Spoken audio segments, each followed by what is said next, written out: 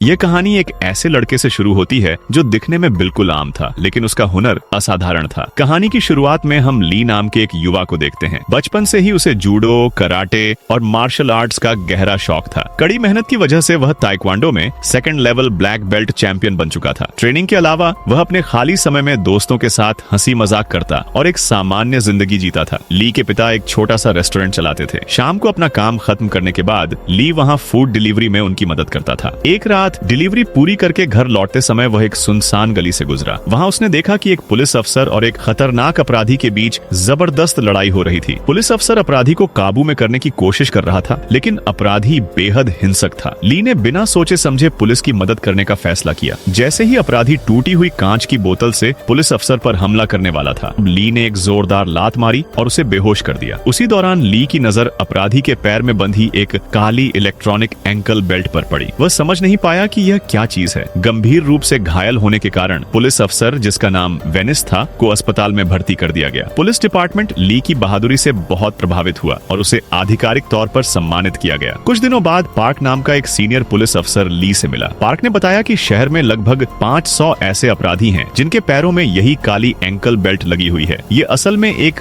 GPS tracker होता है, जिससे पुलिस उनकी लोकेशन पर नजर रखती है। ये वे खतरनाक अपराधी हैं जो हाल ही में जेल से रिहा हुए हैं और पहले बड़े अपराध कर चुके हैं। पुलिस का मकसद यही था कि वे दोबारा अपराध करने से पहले ही उन पर नजर रख सकें। पार्क ने ली को अपनी टीम के साथ काम करने का ऑफर दिया। शुरुआत में ली ने मना कर दिया, लेकिन पार्क ने समझाया कि उन्हें ऐसे लोगों की जरूरत है जो मार्शल आर्ट्स में माहिर हों। वेनिस गंभीर चोटों की वजह से 1 महीने तक ड्यूटी पर नहीं लौट सकता था। पार्क ने कहा कि इस दौरान ली अस्थायी तौर पर टीम के साथ काम कर सकता है। ली के दोस्तों ने भी उसका हौसला बढ़ाया और उसके पिता ने भी इजाजत दे दी। अगले ही दिन ली ने उस खास फोर्स को ज्वाइन कर लिया। ये यूनिट सामान्य पुलिस से अलग थी। यहाँ न तो यूनिफॉर्म पहनना जरूरी था और न ही अपराधियों से पूछताछ के लिए वारंट की जरूरत। उनका असली काम अपराधियों की लोकेशन पर नजर रखना था। जैसे ही किसी एंकल बेल्ट की बैटरी 30% से कम होती, खतरा शुरू हो जाता था, क्योंकि यही वह वक्त होता था जब अपराधी गायब होने या फिर से अपराध करने की कोशिश करता था। और यहीं से ली की असली परीक्षा शुरू होने वाली थी। पहला कदम होता है ऐसे अपराधी को फोन करना और उससे एंकल बेल्ट रिचार्ज करने के लिए कहना। लेकिन अगर अपराधी फोन न उठाए तो टीम खुद उस जगह पर पहुंचती है। ऐसी स्थिति में उनका काम सीधे अपराधी से पूछताछ करना होता है और जरूरत पड़ने पर तुरंत गिरफ्तार कर लेना होता है। शुरुआती कुछ घंटे ली के लिए काफी बोरिंग थे। फिर अचानक उसकी स्क्रीन पर एक अलर्ट आया। एक अपराधी की एंकल बेल्ट की बैटरी 30% से नीचे जा चुकी थी। ली ने तुरंत उसे कॉल किया, लेकिन सामने वाले ने बात सुने बिना ही फोन काट दिया। टीम ने तुरंत उस अपराधी का रिकॉर्ड चेक किया। तब पता चला कि यह आदमी रैकेट चलाने और जबरदस्ती वसूली जैसे गंभीर अपराधों में जेल जा चुका था। पार्क तुरंत ली को साथ लेकर उस लोकेशन पर पहुंच गया। ली ने घर को ध्यान से देखा और एक बात तुरंत समझ गया। एक खिड़की ऐसी थी जिस पर लोहे की सलाखें नहीं लगी थी। ली ने पार्क को बताया कि यह आदमी खिड़की से कूदकर भागने की पूरी योजना बना चुका है। पार्क उसे पकड़ने के लिए मुख्य दरवाजे से अंदर गया और ली बाहर खड़ा होकर खिड़की पर नजर रखने लगा। अंदर जाकर पार्क को पता चला कि वह अपराधी अब भी नहीं सुधरा था। वह एक लड़की के साथ जबरदस्ती करने की कोशिश कर रहा था। पार्क को देखते ही वह आदमी घबरा गया और तुरंत खिड़की से कूदकर भागा, लेकिन बाहर ली पहले से तैयार खड़ा था। ली ने एक ही पल में जोरदार लात मारी और उसे काबू में कर लिया। यह सब देखकर पार्क ली की बहादुरी से बहुत खुश हुआ। दोनों ने मिलकर उस अपराधी को गिरफ्तार किया और साथ ले गए। इस पूरे वाकये के बाद ली को महसूस हुआ कि इस काम में सिर्फ जिम्मेदारी ही नहीं, बल्कि एक अलग ही जोश और रोमांच भी है। 2 दिन बाद टीम एक और अपराधी को पकड़ने निकली, जिसकी नजरें पार्क में खेलते छोटे बच्चों पर थीं। ली का मन कर रहा था कि ऐसे घिनौने इंसान को पकड़ने के साथ साथ उसे सबक भी सिखाए, लेकिन पार्क ने उसे रोक दिया। उसने समझाया कि अगर हम हद पार करेंगे तो कल जांच में खुद मुश्किल में पड़ जाएंगे। ली हर दिन इस काम से कुछ नया सीख रहा था और पार्क भी उसकी हिम्मत और समझदारी से काफी प्रभावित था। इसी खुशी में पार्क ने ली को डिनर पर बुलाया। ली ने हंसते हुए पूछा कि क्या वह अपने दोस्तों को भी ला सकता है, क्योंकि उन्हें मुफ्त खाना बहुत पसंद है। पार्क ने मुस्कुराकर कहा कि जरूर, वह सबसे मिलना चाहता है। उसी रात ली अपने तीनों दोस्तों के साथ बताई गई जगह पर पहुंच गया। सबने मिलकर खाना खाया, बातें की और खूब मजा किया। पार्क अब ली के दोस्तों के साथ भी घुल मिल चुका था। वह सबके सामने ली की तारीफ कर रहा था और बता रहा था कि उसके आने के बाद टीम का काम कितना आसान हो गया है। पार्टी खत्म होने के बाद जब सब अपने अपने घर जाने वाले थे, तभी पार्क को एक कॉल आई। एक अफसर ने बताया कि एक खतरनाक अपराधी जो हत्या के मामले में 15 साल की सजा काट चुका था, 1 महीने के लिए जेल से बाहर आया है। उसने अपना एंकल बैंड काटकर फेंक दिया है, जिसकी वजह से उसकी लोकेशन ट्रैक नहीं हो पा रही है। थोड़ी ही देर में पता चला कि उसकी आखिरी लोकेशन यहीं आसपास की थी। ली ने तुरंत फैसला किया कि वह अपने दोस्तों की मदद से उसे ढूंढेगा। ली के एक दोस्त के पास ड्रोन था। ड्रोन की मदद से उन्होंने उस आदमी को जल्दी ही खोज लिया। उसे पकड़ने के लिए ली अकेला आगे बढ़ा क्योंकि पार्क ज्यादा दौड़ भाग नहीं कर सकता था। ली के पास पहुंचते ही उस आदमी ने चाकू से हमला कर दिया, लेकिन ली ने खुद को बचाते हुए एक जोरदार लात मारी और उसे पीछे हटा दिया। ली जैसे ही उसे गिरफ्तार करने वाला था, उस आदमी ने अचानक अपना ही चाकू अपने शरीर पर रख लिया और धमकी देने लगा कि पास मत आओ वरना कुछ गलत कर लूंगा। ली इस हालात के लिए बिल्कुल तैयार नहीं था। उसे समझ नहीं आ रहा था कि अब क्या करे। उसी वक्त पार्क फोन पर ली को गाइड करने लगा कि ऐसी स्थिति में कैसे बात की जाती है। वह अपराधी कहने लगा कि जेल से बाहर आने के बाद उसने सुधरने की कोशिश की थी, लेकिन जब भी लोग उसके पैर में एंकल बैंड देखते उसका मजाक उड़ाते थे। पार्क धीरे धीरे ली को समझा रहा था कि उसे क्या कहना है। ली वही बातें दोहराने लगा। उसने कहा कि हार मानना समाधान नहीं है, लोगों की बातों पर ज्यादा ध्यान मत दो और खुद को सही रास्ते पर रखने की कोशिश करो। अगर तुम ठीक रहे तो कुछ महीनों में यह एंकल बैंड भी हटा दिया जाएगा और तुम एक सामान्य जिंदगी जी सकोगे। ली की बातों से उस आदमी को थोड़ी हिम्मत मिली। उसने चाकू नीचे रखा और एंकल बैंड दोबारा पहन लिया। उस दिन ली ने सीखा कि सिर्फ ताकत नहीं, समझदारी भी उतनी ही जरूरी होती है। इसके बाद न्यूज चैनल पर एक खबर चलती है, डोंगो नाम का एक बेहद खतरनाक अपराधी जल्द ही जेल से रिहा होने वाला है। उस पर 15 से ज्यादा गंभीर मामले थे, जिनमें ज्यादातर 12 साल या उससे कम उम्र के बच्चों से जुड़े अपराध शामिल थे। पुलिस इस खबर को लेकर बहुत गंभीर थी। सबको यकीन था कि इस आदमी पर कड़ी नजर रखना जरूरी है, क्योंकि उसका अतीत साफ साफ बता रहा था कि वह फिर से अपराध कर सकता है। कुछ दिन बाद ली बाजार से गुजर रहा था। उसकी नजर एक रेस्टोरेंट में बैठे एक आदमी पर पड़ी, जिसके पैर में एंकल बैंड लगा हुआ था। वह जिस तरह वेट्रेस को छूने की कोशिश कर रहा था, उसे देखकर ली तुरंत समझ गया कि उसके इरादे ठीक नहीं है। ली ने तुरंत ऑफिस जाकर उस आदमी की हिस्ट्री चेक की। तब पता चला कि वह रेप के मामले में जेल जा चुका था। उसका एंकल बैंड चार्ज न होने की वजह से बंद हो चुका था। ये सारी बातें साफ इशारा कर रही थीं कि यह आदमी कुछ बहुत गलत करने वाला है। ली और पार्क तुरंत उसी इलाके में पहुंच गए और उन जगहों पर उसे ढूंढने लगे जहां ज्यादातर औरतें काम करती थीं। उसी दौरान वह अपराधी सबकी नजरों से बचते हुए एक नाई की दुकान में घुस गया, जिसकी मालिक एक महिला थी। अंदर जाते ही उसने उसे मारना पीटना शुरू कर दिया और जबरदस्ती काबू में करने की कोशिश करने लगा। लेकिन ठीक उसी वक्त ली वहां पहुंच गया। उसने एक पल भी बर्बाद किए बिना उस अपराधी को बुरी तरह पीटा और एक बार फिर अपराध होने से पहले ही रोक दिया। एक और जान बच गई और एक और खतरा टल गया। इसके बाद पुलिस अफसरों के बीच मीटिंग होती है कि डोंगो नाम के इस खतरनाक अपराधी पर नजर रखने की जिम्मेदारी किस टीम को दी जाए। पार्क ने साफ कहा कि उसकी टीम में ली जैसा बहादुर और समझदार इंसान मौजूद है, इसलिए वह चाहता है कि डोंगो की निगरानी उनकी टीम करे। बाद में ली ने पार्क को बताया कि उसे यह काम दिल से अच्छा लगने लगा है और वह इसे हमेशा के लिए करना चाहता है। ये सुनकर पार्क बहुत खुश हो गया। जल्द ही वह दिन आ गया जब डोंगो जेल से रिहा होने वाला था। ली और पार्क जेल पहुंचे ताकि उसके पैर में एंकल बैंड लगाया जा सके। डिवाइस लगाने के बाद एक पुलिस टीम डोंगो को उसके घर छोड़ने गई। जेल के बाहर जोरदार प्रदर्शन हो रहा था। लोग चिल्ला रहे थे कि ऐसे घटिया इंसान को बाहर क्यों छोड़ा जा रहा है, इसे सजा मिलनी चाहिए। लेकिन पुलिस ने नियमों के अनुसार डोंगो को उसके घर छोड़ दिया। अब आने वाले दिनों में ली और उसकी टीम के लिए सबसे बड़ी चुनौती यही थी कि डोंगो पर हर पल नजर रखी जाए। उसी रात डोंगो का एक पुराना दोस्त छिपते छिपाते उससे मिलने आया। दोनों इमारत की छत पर जाकर बात करने लगे। उनकी बातों से साफ था कि वे एंकल बैंड और पुलिस से बहुत नफरत करते हैं। उस दोस्त का नाम रॉजर था। कुछ साल पहले दोनों एक ही जेल में बंद थे। रॉजर ने डोंगो से पूछा कि क्या उसने उस खत में दी गई ऑफर के बारे में सोचा है या नहीं। 2 दिन बाद ली ने देखा कि डोंगो अपने घर से निकलकर एक पॉश इलाके की तरफ जा रहा है। जिस इमारत में वह घुसा, वहाँ बच्चों की कोचिंग क्लास भी चल रही थी। ये देखते ही ली तुरंत उसका पीछा करते हुए वहाँ पहुँच गया। डोंगो बेसमेंट में जाकर रॉजर और उसके साथियों से मिला। ये सभी लोग छोटे बच्चों की गलत वीडियो बनाकर उन्हें डार्क वेब पर बेचने का घिनौना काम करते थे। अब वे चाहते थे कि डोंगो भी उनके साथ शामिल हो जाए। हर वीडियो के बदले डोंगो को बड़ी रकम मिलने वाली थी। उसने तुरंत यह ऑफर स्वीकार कर लिया। ली भी वहाँ तक पहुँच चुका था, लेकिन जिस गाड़ी में वे लोग बैठे थे उसके शीशे काले थे। ली अंदर कुछ देख नहीं पाया। उसने सिर्फ गाड़ी का नंबर नोट किया और वहाँ से हट गया। ली ने पार्क को फोन करके बताया कि डोंगो दिखाई नहीं दिया। पार्क ने तुरंत डोंगो को कॉल किया और पूछा कि वह इस वक्त कहाँ है। डोंगो ने बहाना बना दिया कि वह नूडल्स खाने आया है। ली के पहुंचने से पहले ही वह एक हाई रेस्टोरेंट में जाकर बैठ गया। डोंगो जानता था कि उस पर नजर रखी जा रही है, इसलिए इस बार वह पुलिस को चकमा देने में कामयाब हो गया। अगले सीन में ली और पार्क ऑफिस में बैठकर बात कर रहे होते हैं। ली कहता है कि डोंगो के घर के पास भी थाई रेस्टोरेंट है, फिर वह इतनी दूर क्यों गया? साफ था कि उस इमारत में जाने की कोई बड़ी वजह थी। इसी दौरान पुलिस अफसर वेनिस, जिसे शुरुआत में ली ने बचाया था, अब पूरी तरह ठीक होकर वापस आ जाता है। वह ली का धन्यवाद करता है और तोहफे में उसे फाइटिंग ग्लव्स देता है। वेनिस के लौटने से टीम और भी मजबूत हो जाती है। अगले दिन 10 से 11 साल की एक बच्ची को खेलते समय अगवा कर लिया जाता है। दूसरी तरफ रॉजर डोंगो को वह जगह दिखाता है जहां वे वीडियो शूट करने वाले होते हैं। पुलिस की नजरें इन सब पर टिकी हुई थी। एक रात डोंगो घर से निकलता है, उसकी लोकेशन बदल जाती है और एंकल बैंड की बैटरी 30% से नीचे आ जाती है। पार्क और वेनिस उसकी लोकेशन पर पहुंचते हैं, लेकिन यह सब गैंग का बिछाया हुआ जाल निकलता है। डोंगो अपने साथ कई गुंडे लेकर आया था और अचानक जोरदार लड़ाई शुरू हो जाती है। उसी वक्त डोंगो ने ली के लिए भी एक अलग जाल बिछा रखा था। ली उसका पीछा करते हुए उस जाल में फंस जाता है। रॉजर के आदमी पहले से वहां मौजूद थे और डोंगो मौका देखकर वहां से निकल जाता है। गुंडे संख्या में ज्यादा थे, लेकिन ली का अनुभव भी कम नहीं था। सब मिलकर भी वे ली को रोक नहीं पाए। ली ने एक एक करके सबको जमीन पर गिरा दिया। दूसरी तरफ पार्क और वेनिस बुरी तरह फंस चुके थे और अब सबसे खतरनाक पल शुरू होने वाला था। पार्क और वेनिस पूरी हिम्मत के साथ गुंडों का सामना कर रहे थे। गुंडों की संख्या उन पर भारी पड़ने लगी, फिर भी वे पीछे नहीं हटे। ज्यादातर गुंडों को काबू में कर लिया गया, मगर इस लड़ाई में दोनों बुरी तरह घायल हो चुके थे। दूसरी तरफ ली सभी गुंडों को हराने के बाद डोंगो का पीछा करता हुआ उस जगह तक पहुंच गया जहां वीडियो शूट होने वाली थी। जैसे ही वह बेसमेंट एरिया में दाखिल हुआ, उसे एक बच्ची की चीखने की आवाजें सुनाई दी। ली ने दरवाजा खोलने की पूरी कोशिश की, लेकिन नाकाम रहा। उसने बिना वक्त गंवाए बाहर जाकर खिड़की तोड़ी और अंदर घुस गया। ली ने पहुंचते ही दोनों पर हमला कर दिया और उन्हें बुरी तरह पीटना शुरू कर दिया, लेकिन पुलिस अफसर होने की वजह से वह उन्हें जान से नहीं मार सकता था। इसी कमजोरी का फायदा उठाकर दोनों ने ली पर चाकू से हमला कर दिया। सुनते ही डोंगो अपनी जान बचाकर वहां से भाग निकला। ली ने अपनी जान जोखिम में डालकर उस बच्ची को बचा लिया और यही उस दिन की सबसे बड़ी जीत थी। ली गंभीर रूप से घायल हो चुका था, इसलिए उसे अगले कई दिन अस्पताल में ही बिताने पड़े। उसके पिता यह हालत देखकर टूट गए थे। उनके मन में बार बार यही ख्याल आ रहा था कि काश उन्होंने अपने बेटे को इस नौकरी की इजाजत न दी होती। जब ली को होश आया तो उसने सबसे पहले डोंगो के बारे में पूछा। सीनियर अफसरों ने बताया कि डोंगो फरार हो चुका है और उसने अपना एंकल बैंड भी काट कर फेंक दिया है। पार्क की गर्दन की हड्डी को गंभीर नुकसान पहुंचा था, इसलिए उसे कई महीनों तक अस्पताल में रहना पड़ेगा। और वेनिस, जो आखिरी दम तक लड़ता रहा, ज्यादा खून बह जाने की वजह से शहीद हो गया। ये सब सुनकर ली अंदर से टूट गया। उसे अंदाजा नहीं था कि इस नौकरी में इतना खून और इतनी कुर्बानी भी देखनी पड़ेगी। वेनिस की अंतिम रस्मों में जब सब लोग इकट्ठा थे, वही छोटी बच्ची की माँ भी वहाँ आई, जिसे ली ने बचाया था। उसने ली को अपनी बेटी का लिखा हुआ धन्यवाद का नोट दिया और बताया कि बच्ची अब भी गहरे सदमे में है। वह इतनी डरी हुई है कि घर से बाहर निकलने में भी घबराती है, लेकिन जब भी वह ली की बहादुरी की बात करती है तो उसे हिम्मत मिलती है। यह सुनकर ली की आंखें नम हो गईं। बाद में ली पार्क से मिलने गया। पार्क ने साफ कहा कि अब इस केस से दूर रहो, आगे क्राइम ब्रांच सब संभालेगी। लेकिन ली फैसला कर चुका था। उसने तय कर लिया था कि वह अपने दोस्तों के साथ मिलकर डोंगो को खुद पकड़ेगा। उसके दोस्त भी एक पल में तैयार हो गए। ली को वह गाड़ी का नंबर अब भी याद था जो उसने बेसमेंट में नोट किया था। उसी नंबर की मदद से उन्होंने उस आदमी का पता लगा लिया जिसका संबंध डोंगो से था। चारों वहां पहुंचे और उसे काबू में ले लिया। जब उसका कंप्यूटर खोला गया तो उसमें बच्चों की बहुत सारी वीडियो थी। ये देखकर सबका गुस्सा काबू से बाहर हो गया। गुस्से में ली ने उस आदमी को घायल कर दिया। अपनी जान बचाने के लिए उसने डोंगो का ठिकाना बता दिया। इसके बाद पुलिस को कॉल करके उसे गिरफ्तार करवा दिया गया। अब सबका एक ही मकसद था, आज ही डोंगो को पकड़ना। जब वे आखिरी मिशन के लिए निकलने लगे तो ली के पिता ने उसे रोक लिया। उन्होंने कहा कि यह काम बहुत खतरनाक है और वे अब उसे इस रास्ते पर नहीं देखना चाहते। ली ने उन्हें समझाया कि ऐसे लोग जानवरों से भी बदतर हैं। अगर उन्हें समय पर नहीं रोका गया तो वे और भी बड़े अपराध करेंगे। अगर सब लोग सिर्फ अपनी जान बचाने लगेंगे तो समाज से यह गंदगी कभी खत्म नहीं होगी। ली के पिता समझ गए कि उनका बेटा अब बदल चुका है और वह डोंगो को पकड़े बिना रुकने वाला नहीं है। चारों उस इलाके में पहुंचे जहां डोंगो छिपा हुआ था। एक एक करके होटलों में उसकी तलाश शुरू हुई। तभी ली के एक दोस्त को उसकी लोकेशन मिल गई। उसके साथ रॉजर और कई गुंडे भी मौजूद थे। उसके दोस्त ड्रोन के जरिए पूरी लड़ाई पर नजर रखे हुए थे। संख्या ज्यादा होने के बावजूद कोई भी ली के सामने टिक नहीं पाया और अब वह सिर्फ डोंगो के पीछे था। फोन पर दोस्त उसे लगातार सही लोकेशन बता रहे थे। आखिरकार ली ने डोंगो को पकड़ लिया। दोनों के बीच खतरनाक लड़ाई शुरू हो गई। डोंगो भी ताकतवर था और ली को गंभीर चोटें आई। एक पल ऐसा भी आया जब लगा कि ली हार जाएगा। उसी समय ड्रोन की मदद से डोंगो घायल हो गया। ली के जहन में उस छोटी बच्ची का चेहरा आ गया। उसके अंदर गुस्सा और ताकत दोनों जाग उठे। इस बार उसने डोंगो को इस तरह मारा कि वह बेहोश हो गया। अब न उसमें लड़ने की ताकत थी न भागने की। ली ने उसे हथकड़ियां पहनाई और खुद पुलिस के हवाले कर दिया। आखिर में ली को उसकी बहादुरी के लिए सम्मान दिया गया। वही बच्ची भी वहां आई जो अब काफी हद तक सदमे से बाहर आ चुकी थी। उसके चेहरे पर फिर से मुस्कान थी। उसी पल ली को यकीन हो गया कि उसे जिंदगी में यही काम करना है, क्योंकि इससे बड़ी खुशी उसे कहीं और नहीं मिल सकती। वीडियो पसंद आए तो लाइक करें, चैनल को सब्सक्राइब करें और मिलते हैं अगली वीडियो में।